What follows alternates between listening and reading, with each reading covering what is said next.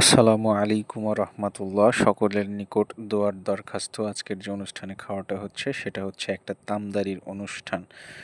তো এই মরহুমার জন্য সকলের কাছে দোয়া চাচ্ছি, তা আপনারা মনের অন্তঃস্থল থেকে দোয়া করবেন যেন এই দোয়া মাহফিলের বদলতে মরহুমাকে জান্নাতের উচ্চ মাকাম দান করা হয়।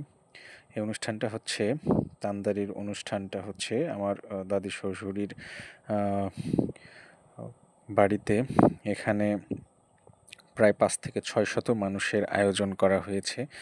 তো এই সুন্দরভাবে আয়োজনটা করা হচ্ছে এই কারণে যে কিছু মানুষদেরকে খাওয়ানোর পরে একটু তার আত্মার শান্তির এবং মাগফিরাত কামনার উদ্দেশ্যে খাওয়ানো হচ্ছে। এটা হচ্ছে আমার দাদা শ্বশুর আসানুদ্দিন সরকার, তার বাড়ি হচ্ছে পুল্লা গ্রামে। তার সহধর্মিণী মৃত্যুবরণ করেছেন, যার কারণে সে চাচ্ছেন যে তার আত্মার শান্তির উদ্দেশ্যে একটা দোয়া মাহফিলের আয়োজন করার জন্য। তাই সে এখানে আয়োজন করেছে তাদের সন্তানদের সাথে নিয়ে তার শেষ দোয়া মাহফিল এটাই। তো সকলে ভালো থাকবেন, সুস্থ থাকবেন এবং সবাই দোয়া করবেন, কারণ এরকম দিন একটা আমাদের জীবনে আসবে যখন আমরা মারা যাব। ধন্যবাদ সবাইকে।